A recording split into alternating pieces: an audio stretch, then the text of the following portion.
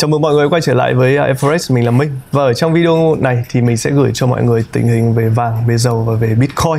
Còn đối với DXY và thị trường chứng khoán Mỹ, nếu các bạn chưa xem ở trong phần 1 của video này thì các bạn để xem lại. Và cái phần link đến cái video đó mình sẽ để ở trong phần mô tả. Và chúng ta sẽ đi vào cái phần đầu tiên, đấy là cái chia sẻ cá nhân của mình đối với vàng ở trong thời điểm hiện tại. Giá vàng hôm nay ngày 26 tháng 4 thì trên thị trường quốc tế có một chút tụt giảm do cái áp lực bán nó đang tăng. Và cái giới đầu tư đang thua lỗ trên khá là nhiều lĩnh vực. Trong đó thì cổ phiếu đã đẩy mạnh bán vàng ra để bù lỗ trên thị trường chứng khoán. Và theo mình thấy thì vàng ở trong thời điểm hiện tại nó đã có cái nhịp giảm giá trong cái bối cảnh là lãi suất trái phiếu 10 năm của Mỹ tăng vọt. Và đồng đô la Mỹ cũng tăng, đã gây nên cái áp lực lên cái kim loại quý này. Còn thêm vào đó thì tình hình Covid-19 bùng phát tại Trung Quốc cũng đã có cái tác động không tốt đến cái tốc độ tăng trưởng kinh tế toàn cầu nói chung. Thì theo đó, để phòng ngừa rủi ro, giới tài chính đã dồn vốn sang đô la Mỹ và giúp cho cái đồng tiền này đã tăng giá ở trên diện rộng và buộc đã tạo ra một cái áp lực khiến cho giá vàng nó đi xuống. Và trong cái phiên giao dịch của Mỹ tối ngày hôm qua thì giá vàng đã lúc xuống rất là sâu ở mức là 1.891. Và như các bạn đã thấy thì đây là một cái mức giá thấp nhất ở trong vòng 2 tháng vừa qua của vàng. Như vậy thì vàng đã xuyên thủng một lúc hai cái ngưỡng hỗ trợ quan trọng đến mốc 1920 và mốc 1900. Ở đây thì chúng ta sẽ có thể thấy được là cái mức tâm lý quan trọng 1900 đã bị phá qua một cách rất là nhanh chóng trước những ảnh hưởng tương đối là nặng nề do những cái lo ngại về nhu cầu khi các cái trường hợp Covid-19 ở Trung Quốc, một cái nền kinh tế lớn thứ hai ở trên thế giới, đang có cái tiến triển lan ra rất là nhanh. Và như các bạn đã thấy thì Trung Quốc đã ra lệnh kiểm tra bắt buộc tại một quận của Bắc Kinh và đóng cửa một số khu vực của thủ đô này. Tình hình này dự kiến sẽ tiếp tục phá vỡ cái chuỗi cung ứng vốn đã căng thẳng và có khả năng khiến lạm phát vốn và đã có cái vấn đề sẽ trở nên tăng cao hơn. Còn nhu cầu của vàng của thị trường lớn nhất thì thế giới vì thế cũng sẽ sụt giảm mạnh, bởi vì Trung Quốc là một thị trường cũng tiêu thụ vàng cũng tương đối là nhiều bên cạnh những cái sản phẩm khác mà chúng ta quan tâm, ví dụ như ở dầu.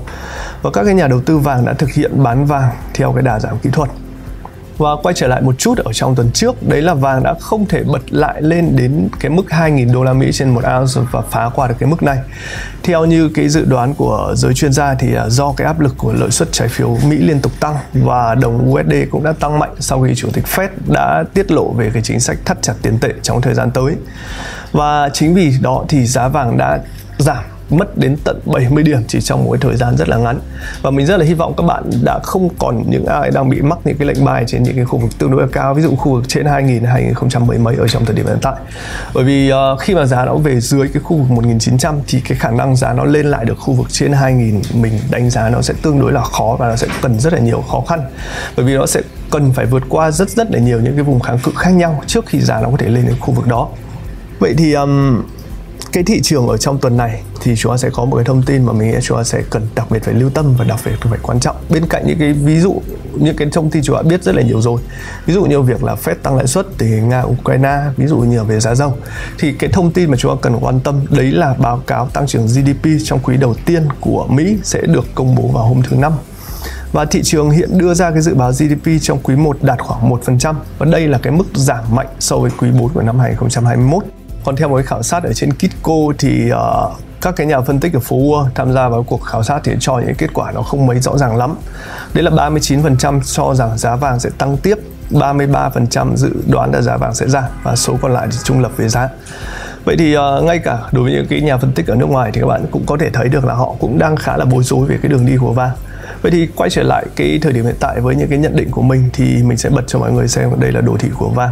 Và nếu các bạn có theo dõi cái buổi livestream của mình vào hôm Chủ nhật tuần tới thì mình và Walid, một cái người bạn đến từ Anh, một cái nhà phân tích của XTB, thì cũng đều đồng ý quan điểm cho rằng là cái giá vàng ở trong tuần này nó sẽ giảm và cái đà giảm nó sẽ tiếp tục còn giữ vững, và những cái mốc hỗ trợ ví dụ là 1913 và mốc 1885 là những cái mốc mà mình đưa ra để chúng ta để ý ở trong cái tuần này. Và đến thời điểm hiện tại thì cái mốc là 1885, 1890 thì nó đã đạt được. Vậy rằng ở trong thời điểm hiện tại giá nó có một cái nhịp nó có thể phục hồi từ cái mốc này đi lên được hay không, thì chúng ta sẽ quay trở lại với đồ thị của vàng. Như ở đây các bạn thấy đây là khung thời gian là D1 và mình sẽ xóa toàn bộ những cái mình đã vẽ đi cho chúng ta dễ nhìn. Thì đây chúng ta sẽ thấy hiển nhiên nó sẽ có một cái vùng hỗ trợ quanh cái khu vực này là cái vùng đáy cũ, và đây cái vùng hợp lưu với cái đường MA ở đây. Và nhìn ở đây thì các bạn sẽ thấy là đây là cái vùng 1890. Tuy nhiên thì vàng nó vẫn đang tạo ra những cái đỉnh sau thấp hơn đỉnh trước, và giá thực tế nó đang bị nén ở trong một cái tam giác. Và để nói rằng vàng nó có thể khôi phục lại được từ cái khu vực này không, thì chúng ta nên vào những khung thời gian nhỏ hơn để chúng ta phân tích thêm. Thì ở trong H4 thì các bạn sẽ thấy là đây là một cái nhịp giảm tương đối là mạnh mẽ của vàng, và nó giảm tương đối là bền vững. Cho đến cái thời điểm mà mình làm cái video này thì giá vàng nó có một cái nhịp hồi phục được khoảng tầm 5 đến 10 giá từ cái khu vực 1890 này. Tuy nhiên thì các bạn sẽ thấy ở trong cái khu vực này nó sẽ có một cái đà đẩy lên tương đối là mạnh. Như ở trong quá khứ thì nó sẽ bật lên đâu đấy khoảng 50 đến 56 giá. Vậy thì ở trong cái thời điểm này, liệu rằng nó có thể bật lên tầm 56 giá thì nó sẽ lên đến cái khu vực hợp lưu 1944, 1945 ở đây. Và hiển nhiên ở đây các bạn cũng sẽ thấy đây sẽ là một cái khu vực vùng key level, nó sẽ là một cái xu hướng ở trong một cái đỉnh ở trong cái xu hướng giảm. Vậy nên là mình cho rằng để lên được cái mốc 1944 này thì nó sẽ cần phải vượt lên đến cái vùng kháng cự ngắn ở trong thời điểm hiện tại. Đấy chính là cái mốc 1920, 1921. Và như này thì mình nghĩ là chúng ta đã hoàn thiện rõ ràng hơn được cái đường đi chúng ta về vàng. Và chúng ta có thể kẻ thêm Fibo, chúng ta đưa ra cái nhận định của chúng ta, nó bổ sung thêm nhận định chúng ta. Vậy thì đó, Fibo 0.5 và Fibo 0.618 nó sẽ rơi vào trong cái mức là khoảng 1920, 1930. Vậy nên là mình cho rằng cái đà phục hồi của vàng nó nếu hồi phục lên thì nó sẽ hồi phục lên ở khu vực 192 mấy, 1920, 1925 ở quanh khu vực này. Và có một cái vùng cản tương đối là mạnh chúng ta sẽ cần quan tâm ở trong thời điểm sắp tới, đấy chính là vùng 1945 ở trong thời điểm này. Và rất hy vọng là đà lên của vàng nó sẽ đã được giữ vững trước khi nó sẽ có thể tiếp tục nó có một cái nhịp nó bán tháo tiếp. Bởi vì mình vẫn cho rằng đây là cái khu vực mà có một cái áp lực mua tương đối là mạnh và cái phe mua sẵn sàng nhảy vào trong khu vực này. Còn cái phe bán thì sau khi những người có những cái entry sell tương đối là tốt ở trên khu vực này thì mình nghĩ sẽ đến cái thời điểm họ sẽ chốt lời, và đây sẽ là cái việc làm cho cái áp lực bán nó giảm đi và được giải phóng rất là nhiều. Tiếp theo thì mình sẽ gửi mọi người thông tin và những cái nhận định cá nhân của mình về thị trường dầu. Và giá dầu đã có thêm một phiên giảm sâu vì lo ngại trong việc phòng chống Covid ở Trung Quốc sẽ gây suy giảm nhu cầu tiêu thụ năng lượng. Và đây chính là một trong những lý do tại sao mà giá dầu giảm liên tiếp ở trong phiên vừa rồi. Thì điểm qua một chút thì chúng ta có dầu Brent giao sau tại thị trường London đã giảm xuống mức còn 102,46 đô la Mỹ. Dầu WTI giao sau tại New York đã giảm xuống còn mức là 98,6 đô la Mỹ một thùng. Và trong cái phiên giảm này thì đã đưa giá của dầu xuống cái mức thấp nhất ở trong vòng 2 tuần trở lại đây. Và cái triển vọng tăng trưởng kinh tế giảm trong năm nay cộng thêm lãi suất tăng ở Mỹ đã dẫn tới dự báo giảm về nhu cầu tiêu thụ dầu. Chiến tranh Ukraine và phong tỏa Trung Quốc càng kéo dài thì nhu cầu tiêu thụ năng lượng sẽ càng yếu. Một cái báo cáo của Euro-Asia Group đã nhận định. Nhắc lại một chút về cái tình hình ở Trung Quốc thì phong tỏa tại Thượng Hải bước sang đến tuần thứ tư thì cũng đã làm dấy lên cái lo ngại rằng thủ đô của Trung Quốc cũng thể sẽ phải phong tỏa như Thượng Hải. Thì một cái nguồn tin mà các bạn cần phải lưu ý đấy là Trung Quốc là một trong những quốc gia nhập khẩu dầu thô lớn nhất ở trên thế giới đến thời điểm hiện tại. Và nhu cầu xăng, dầu diesel và nhiên liệu hàng không của quốc gia trong tháng 4 dự kiến sẽ giảm 20% so với cùng kỳ của năm trước. Và theo những người hiểu biết về ngành năng lượng của Trung Quốc thì họ cho biết rằng điều này đồng nghĩa với mức tiêu thụ dầu thô đã giảm tới 1,2 triệu thùng một ngày. Và một khi các bạn sẽ thấy là cái nhu cầu nó giảm thì hiển nhiên là cái giá nó sẽ bị giảm theo. Đấy là một cái điều tất yếu của quy luật cung cầu trên thị trường. Trong tuần trước thì dầu Brent và WTI đã giảm gần 5%. Với phiên giảm ngày thứ hai thì dầu đang thấp nhất kể từ ngày 11 tháng 4 so với mức đỉnh kể từ 2008 thiết lập được trong đầu tháng 3. Và dầu hiện tại đã giảm khoảng 25%. Ngoài ra thì để nói về thị trường chúng ta không thể nói đến đô la Mỹ thì gây áp lực giảm giá lên dầu trong phiên này còn là cái sự tăng giá của đồng đô la Mỹ. Thì đồng đô la Mỹ đã đạt cái mức giá cao nhất trong vòng 2 năm so với những cái loại đồng tiền khác ở cái mức là 100 và nó đã phá cái mức đỉnh này. Và nếu các bạn quan tâm đến DXY để các bạn biết được về kinh tế Mỹ một cách nó sâu hơn thì các bạn hoàn toàn để xem lại cái video trước của mình về DXY.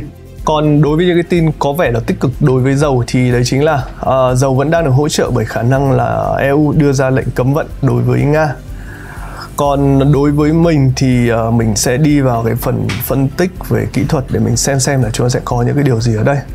Và đây là cái đồ thị của mình đã gửi cho bạn ở trong những cái tuần trước. Và các bạn sẽ thấy là dầu đến thời điểm hiện tại khi mà mình vẽ ở trong tuần trước thì mình sẽ kỳ vọng rằng giá nó chạm đến khu vực 107 và 103 nó sẽ giảm xuống.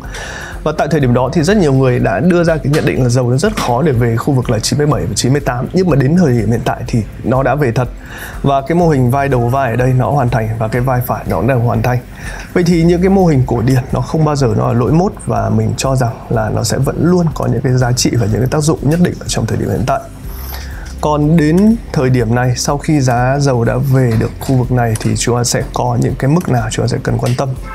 Nhìn vào đây thì mình sẽ bỏ bớt đi những indicator cho các bạn cùng xem. Thì đây là những khu vực, những cái đỉnh giảm dần của nó. Và đến thời điểm hiện tại, chúng ta sẽ có những cái vùng chúng ta sẽ cần quan trọng. Thứ nhất, đấy là cái vùng đỉnh cũ của nó trong khu vực này. Hiển nhiên đấy là khu vực 103.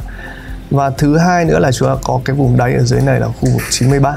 Và như các bạn đã thấy thì ở đây giá dầu nó đang tương đối là lỡ cỡ, nó không nằm trong cái khu vực gần khu vực cản của cái vùng bán và cái khu vực cản của cái vùng mua. Nên cái quyết định của mình ở trong thời điểm hiện tại này thì mình cho rằng nó vẫn đang sideways ở trong một cái biên độ nó tương đối là rộng, và chúng ta nên chờ đợi giá nó lên đến cái điểm cận trên và những cái điểm cận dưới, chúng ta sẽ quan sát cái hành vi giá ở đó thì chúng ta sẽ đưa ra những nhận định thì nó sẽ tốt hơn.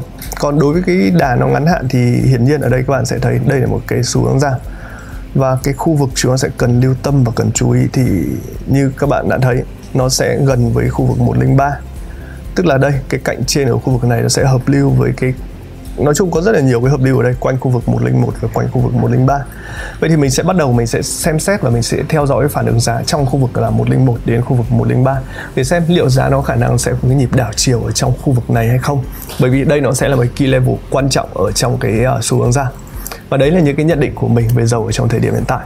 Rất là mong là giá dầu nó sẽ có những cái bước chuyển mới và những cái bước đi tích cực hơn khi tiếp cận những cái khu vực này. Và cuối cùng thì mình sẽ gửi cho mọi người những cái thông tin liên quan tới thị trường tiền điện tử. Thì đối với Bitcoin, sau một cái tuần rất là biến động, giá đã có lúc chạm cái mức thấp kỷ lục trong cái phiên đầu tháng 3. Tuy nhiên thì một lần nữa thị trường Bitcoin luôn gây cho chúng ta rất nhiều cái bất ngờ. Giá đã có nhịp tăng trở lại và thậm chí là tăng cũng khá là nhanh chóng. Tính đến cái thời điểm mình làm video này thì giá đóng cửa của đồng tiền đang giao dịch ở quanh cái mức là 40.485 đô la Mỹ. Trước đó thì cái mức giảm sâu nhất của nó là khoảng 38.202 đô la Mỹ. Đây là cái mức thấp nhất ở trong 6 tuần gần đây. Bên cạnh đấy thì Ethereum đã tăng 0,87% trong vòng 24 giờ qua. Chứng khoán Mỹ đã biến động trái chiều, thì những cái thông tin này, những chứng khoán Mỹ và S&P mình đã đưa ra cho mọi người rồi. Còn đối với những cái nhận định của những cái chuyên gia, những cái nhà phân tích lớn ở trên thế giới thì mình có tổng hợp được. Đầu tiên của Daniel Khu, cái nhà phân tích tại Nansen đã cho biết rằng cái sự biến động gần đây được thúc đẩy bởi các cái yếu tố như lạm phát, khủng hoảng tại Ukraine cũng như là chính sách tiền tệ đã có những cái sự điều chỉnh. Và điều này ảnh hưởng không những đến thị trường chứng khoán mà còn ảnh hưởng tới thị trường tiền điện tử. Cả hai thị trường dường như đang đi song song ở trong thời gian gần đây. Ngoài những thông tin liên quan thị trường tổng quan thì điều mình muốn nhắc lại cho các bạn đấy là sự tăng giá bất chợt của Dogecoin. Thì vào ngày hôm qua, Dogecoin đã tăng rất là mạnh và lúc cao nhất là đã tăng đến 30% sau những thông tin chính thức về việc Twitter đã chấp nhận cái lời đề nghị mua lại của Elon Musk với cái mức chi phí là 44 tỷ đô la Mỹ. Và cái giao dịch là hoàn tất và Twitter trở thành một trong những công ty tư nhân tại Mỹ. Còn đối với cổ phiếu của Twitter thì nó tăng lên 5,5% và ở trong những phiên giao dịch tuần trước. Nói chung là khi mà Twitter được mua lại bởi Elon Musk thì mình cũng cho rằng là thị trường nó sẽ có những cái biến động mà chúng ta sẽ khó lường trước được. Nhất là với những cái đồng tiền mà được cái vị tỷ phú này khá là ưu ái trong thời gian gần đây, ví dụ như là Dogecoin. Đấy là những cái thông tin mình muốn cập nhật tới mọi người về thị trường tiền điện tử. Còn đối với việc mà về phân tích kỹ thuật thì về cá nhân mình vẫn cho rằng đến thời điểm hiện tại thì Bitcoin vẫn khá là khó để đưa ra được những cái nhận định hoàn chỉnh và những cái nhận định chính xác ở trong thời điểm này. Tuy nhiên thì mình vẫn muốn gửi cho mọi người xem cái đồ thị của Bitcoin ở trong thời điểm hiện tại. Như các bạn đã thấy thì đây là khung thời gian D1 và nếu chưa kể mức Fibo 0.5 và 0.618 thì nó sẽ rơi khoảng 52.000. Còn giá trong thời điểm hiện tại thì vẫn đang được hỗ trợ bởi cái vùng cản của cái phe mua ở quanh cái khu vực là 38.000 và đây nó vẫn đóng vai trò vùng cản khá là mạnh. Và đối với một cái nhịp hồi phục lại ở trong thị trường trong thời điểm này thì chúng ta sẽ có những vùng cản ở quanh khu vực 43.000 là khu vực đỉnh cũ và nó sẽ có vùng cản nhỏ ở quanh cái mốc là ở đây 41.600 là cái đỉnh nhỏ ở trong thời điểm hiện tại. Ngoài ra những cái mốc chúng ta cần quan tâm đến khu vực là 48.000 và 52.000 là những cái khu vực ở trên. Nếu các bạn muốn cân nhắc mở với lệnh sell, chúng ta nên chờ đợi giá nó lên đến những khu vực này và chúng ta đi tìm kiếm những cái hành động giá, những cái nến đảo chiều chúng ta nên quyết định chúng ta sell. Và đấy là những cái thông tin mình muốn cập nhật cho mọi người về thị trường vàng, thị trường Bitcoin và thị trường dầu trong thời điểm hiện tại. Rất là hy vọng các bạn sẽ đón nhận những cái thông tin này và chúc các bạn sẽ có những cái tuần giao dịch thành công. Xin chào và hẹn gặp lại các bạn trong video lần sau.